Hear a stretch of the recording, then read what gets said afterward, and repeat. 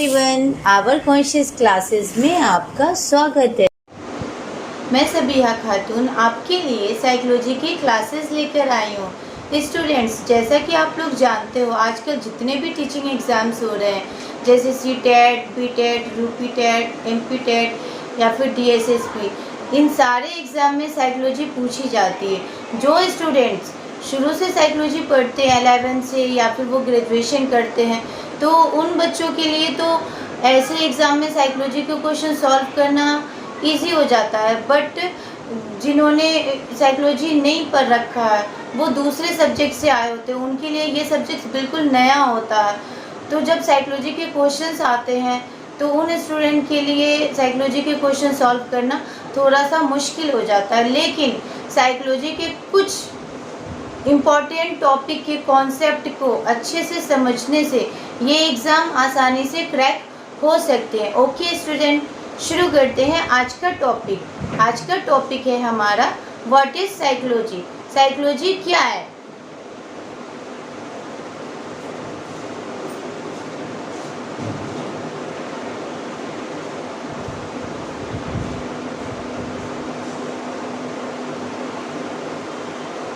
What is psychology? Psychology क्या है?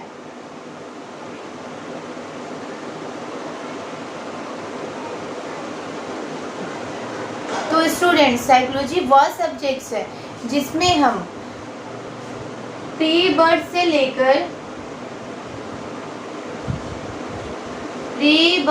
लेकर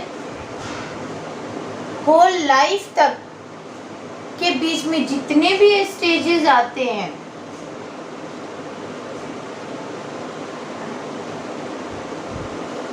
जितने भी स्टेजेस एंड डेवलपमेंट आते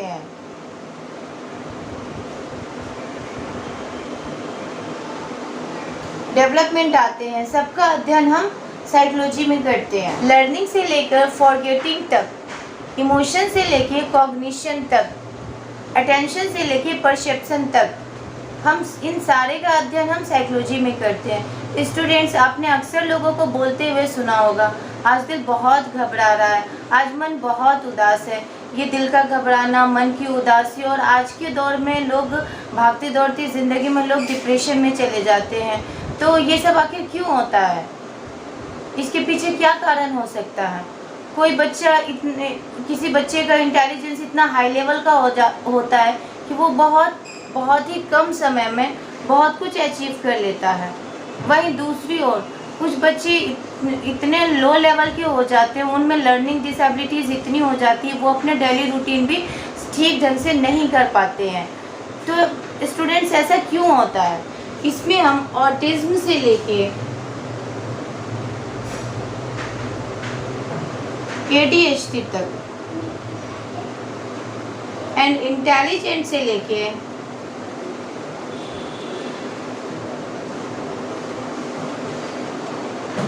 क्रिएटिविटी तक का अध्ययन करेंगे। Psychology learn us way of living. Psychology हमें जीने का रास्ता बताती है। Psychology learns way of happiness, हम खुश कैसे रह सकते हैं वो बताता है। Psychology motivated us for achieving goals. Psychology हमें हर पल मोटिवेट करता है, हम अपने गोल को किस प्रकार, अपने लक्ष्य को किस प्रकार हम प्राप्त कर सकते हैं। Psychology teach us spirituality. Psychology हमें स्पिरिचुअलिटी सिखाता है। Psychology learns us how to balance our body with mind. हम अपनी बॉडी के साथ, बॉडी और माइंड को एक साथ कैसे बैलेंस बना के चल सकते हैं वो बताता है। How to control our unusual thoughts and desire. हम अपने अनयूजुअल थॉट्स एंड डिज़ायर को किस प्रकार कंट्रोल कर सकते हैं, यह हमें साइकोलॉजी पढ़ने से पता चलता है।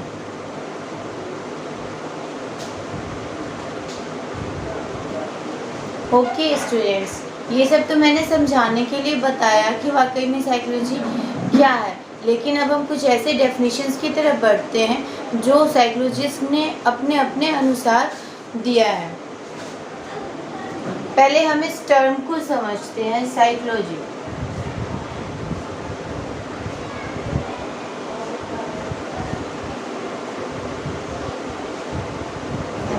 दो शब्दों से मिलके बना है, लैटिन के दो शब्दों से मिलके बना है, psyche plus logos. Psyche means soul, logos means discourse। आत्मा अध्ययन,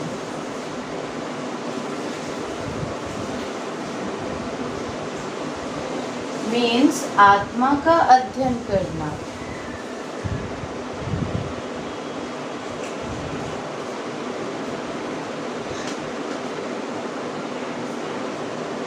आत्मा का अध्ययन करना।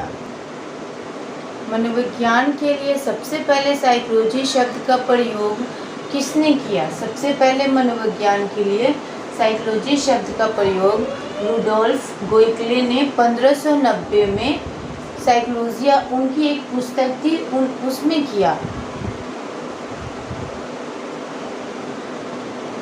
डेफिनेशंस। आत्मा का विज्ञान, psychology is the science of soul. इस विचारधारा के अनुसार ये था कि हमारे जितने भी बिहेवियर है, जितने भी एक्शंस है, जितने भी हम काम करते हैं, सबको हमारी आत्मा कंट्रोल करती है। और ये डेफिनेशन हम किसके साइकोलॉजिस्ट ने दिया? सुकरात, प्लेटो, डेकार्टे ने।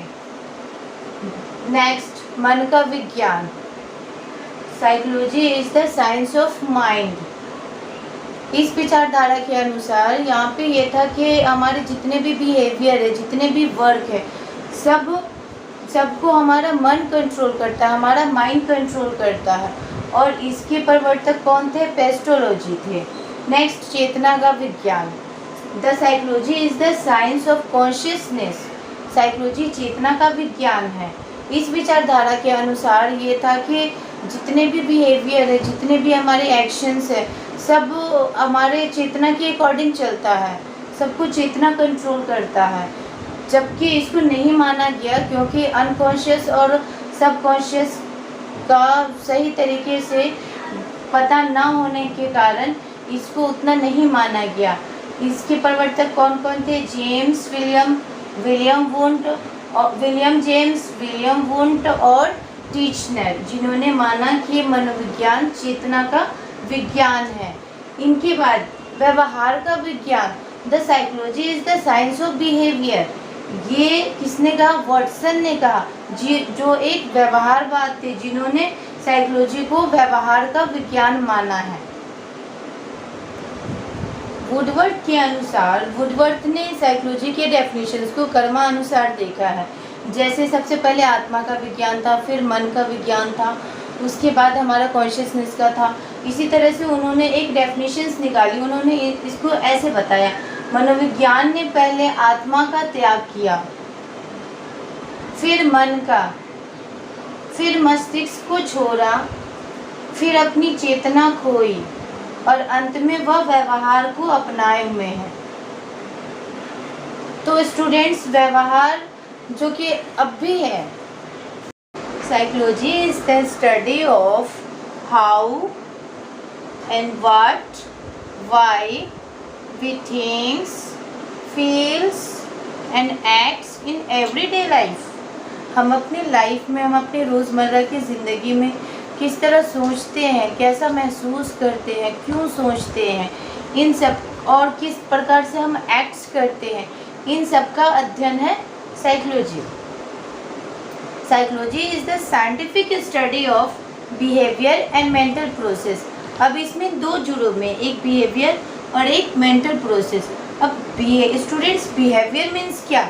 बिहेवियर मतलब जितने भी हमारे आउटवर्ड है, जितने भी हमारे जो एक्सटर्नल चीज़ें हैं, जैसे टॉकिंग, एक्सप्लेनिंग या पोस्चर, गेस्चर, मूवमेंट, सारी इसमें आ जाएंगी बिहेवियर। एंड मेंटल प्रोसेस में हमारा आ जाएगा thinking, problem solving, emotion, feeling, और भी जितने भी हमारे फिजिकल इंटरनल होते हैं, जो ऐसी एक्टिविटी जो हम देख नहीं सकते, तो वो सारे हमारे मेंटल प्रोसेस में आ जाएंगे। तो ये एक साइंटिफिक स्टडी हो जाता है जिसमें हम बिहेवियर और मेंटल प्रोसेस दोनों को देखते हैं, दोनों किस प्रकार कोरिलेट्स करते हैं, दोनों किस प्रकार से बैलेंस बनाते हैं और किस तरह से हमारा फिजिकल और हमारा मेंटल पे इफ़ेक्ट करता है। अब साइंटिफिक स्टडी क्यों? जब हम बिहेवियर देख लिए, मेंटल प्रोसेस देख लिए, तो अब सवाल है कि साइंटिफिक स्टडी कैसे कहेंगे, हम क्यों कहेंगे साइकोलॉजी को कि psychology is the scientific study. तो स्टूडेंट्स, हम यहाँ पे देखते हैं कि जब हम मेंटल प्रोसेस की बात आ रही है और अब बिहेवियर, दोनों को जब हम रिलेट्स करेंगे, देखेंगे, जैसे किसी पर्सन का हमें IQ देखना होगा, उसका लेवल कितना है, उसके लिए हमें टेस्टिंग की ज़रूरत पड़ेगी, वेरियस टाइप के टूल्स एंड एपरेटिस की ज़रूरत पड़ेगी, हमें ऑब्जर्वेशन करने की ज़रूरत पड़ेगी और उसके लिए फिर हमें हाइपोथेसिस वगैरह बनाना पड़ेगा, जो कि एक साइंटिफिक स्टडी है। तो इसीलिए हम इसको कह सकते हैं कि psychology is the scientific study of behaviour and mental process. Okay students, आज के लिए इतना ही। अगर आपको यह वीडियो अच्छी लगी हो तो इसे ज़्यादा से ज़्यादा शेयर करें। मिलते हैं नेक्स्ट वीडियो में। Thank you.